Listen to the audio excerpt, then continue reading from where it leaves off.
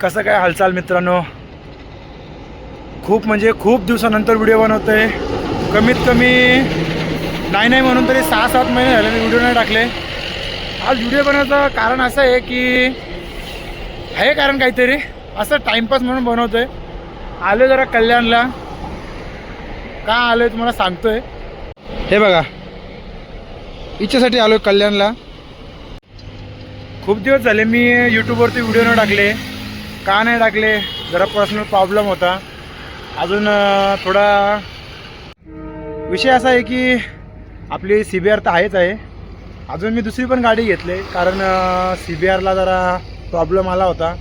2-3 वेळा गाडीला खूप खर्च आला आहे आणि आता तिसऱ्यांदा तिला कमीत कमी 10,000चा खर्च आला. त्याच्यामुळे मी म्हटलं की CBR राहू देतो बाजूलाच आणि एखादी दुसरी गाडी घेतो.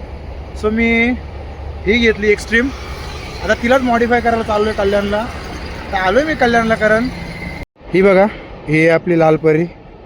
सो मी तर अर्ध्या मधात थांबलो होतो. बोला व्हिडिओ एखादी बनवू. खूप दिवस झाले यूट्यूबवरला.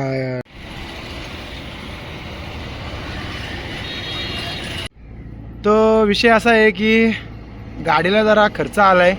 त्याच्यामुळं मी गाडीला बनवलं नाही आहे CBRला.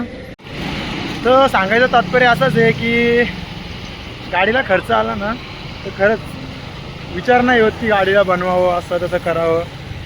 आता मी ही नवीन गाडी घेतली. तिला जरा खर्च लावायचा आहे आता. म्हणजे आता जेव्हापासून गाडी घेतली आहे मी तेव्हापासून कमीत कमी 2-3 वेळा गाडी पडले.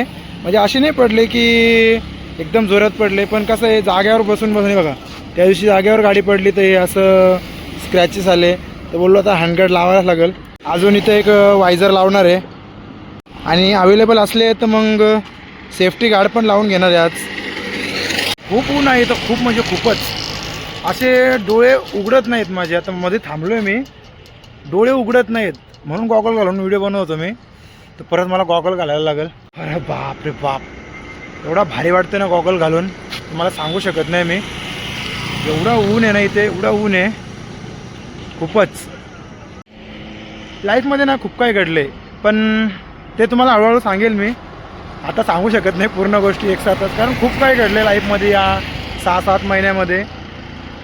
हळूहळू सांगेल तुम्हाला व्हिडिओमध्ये.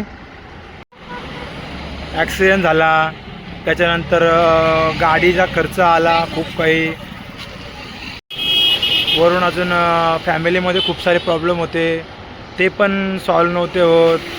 खूप सारे प्रॉब्लेम होते म्हणजे घरचेही बाहेरचे बी स्वतःचे पण. हळूहळू सांगेल तुम्हाला जेवढे मला सांगावे वाटले तेवढे. इंस्टाग्रामवरती एक पेज बघितला होता युनिक ऑटो पार्ट्स म्हणून. तिथे होते गाडीचे पार्ट्स अवेलेबल. तर त्याला कॉन्टॅक्ट केलं मी काल इंस्टाग्रामवरती. तर तो बोलला की ये उद्या. आपण चाललो आहे आता तिकडे, बघू काय होते ते काय नाही. Stay tune.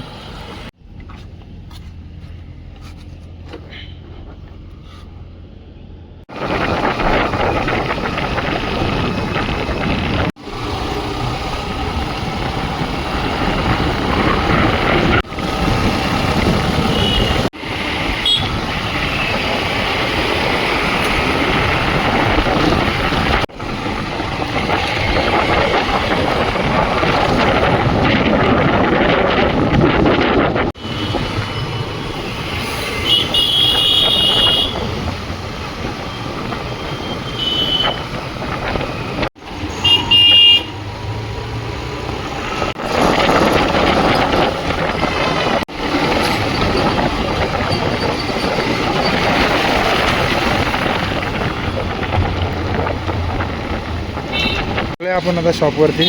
इकडं पार्ट्स वगैरे काढलेले आहेत, बघू शकतो बघा इथे ठेवलेले आहेत. थोड्या दिवसात तो फिटिंग चालू करणार आहे, बघू आता. हवा टाईट झाली टिटवाळ्यावरून कल्याणला यायला. एवढं ऊन, त्याच्यामध्ये रस्ते एवढे खराब. शॉप आहे, इंस्टाग्रामवरती कदाचित तुम्ही बघितलं पण असेल युनिक ऑटो पार्ट्स म्हणून. याच्यावर आपण 3 पार्ट्स लावणार आहे. एक आपले हँडगार्ड लावणार आहेत, वायझर आणि मोबाईल होल्डर.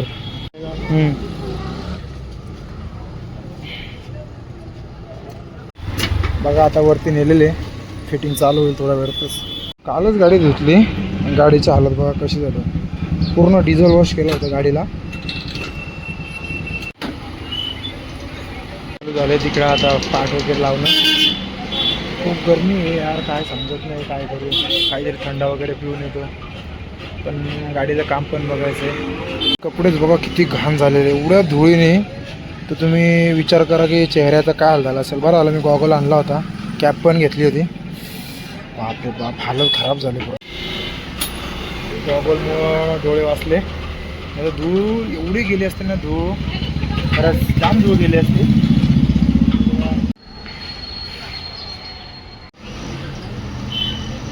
हँडगार्ड बघा कसं दिसतोय, एकदम भारी.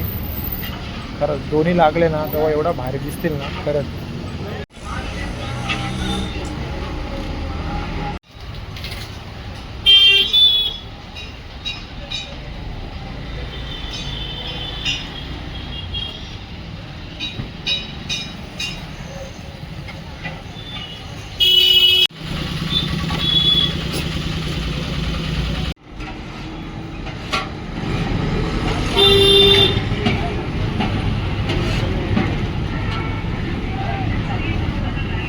वायझर लावायला घेतलं होता. पहिले विचार होता की छोटा वायझर लावू, पण कसा माहिती आहे का, मोठा वायझर लावला ना तर गाडीचा लुक भारी येतोय, मग त्याच्यामुळं मोठा वायझर लावायला घेतला आता. बघू लागल्यानंतर तुम्हाला मग दाखवतो कसा लुक येतोय. बघा युनिक ऑटो पार्ट्स गाडी फायनली रेडी झालेली आहे. काय काय काम झालं तुम्हाला पुढं सांगतो. इथं जरा रश आहे, त्यांनी पण एक व्हिडिओ बनवून घेतले, दाखवतो तुम्हाला नंतर ॲड्रेस वगैरे सगळा. आपण पण निघू आता इथून, जाम होऊन झाला आहे. टाईम पण आता काय लक्षात नाही माझ्या किती झालं आहे किती नाही. समोर जाऊन तुम्हाला दाखवतो काय काय चेंजेस केलेत, काय नवीन लावलेले आहेत बघू.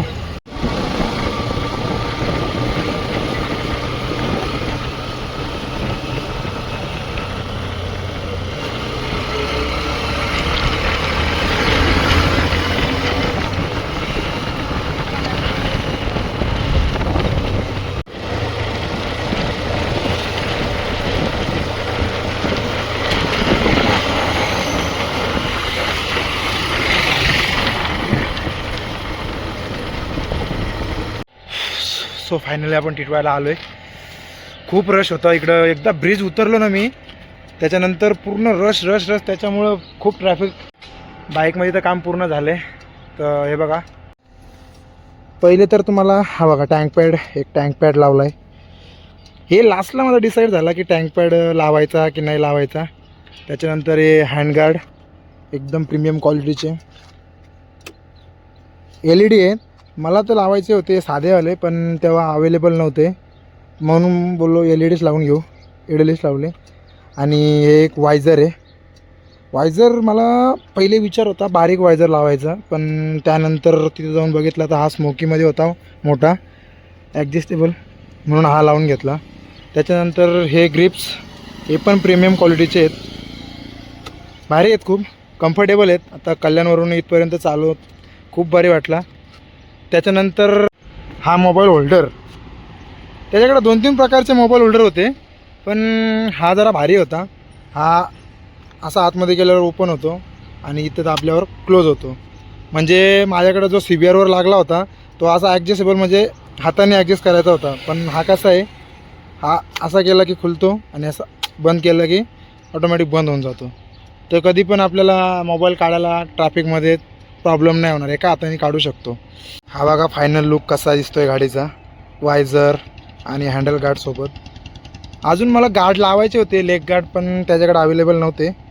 सो तुम्ही बघू शकता कसे आहेत हे आपले हँडल गार्ड, वायझर, मोबाईल होल्डर आणि ग्रिप्स. 4-5 आयटम लावलेले आहेत मी. तर तुम्ही फायनल लुक असा आहे आपल्या गाडीचा.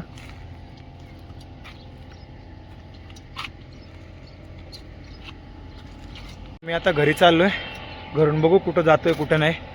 तर रेजन्सीशिवाय दुसरा कुठला आपल्याला पर्याय नाही आहे टिटवाळ्यामध्ये शांत जागेसाठी.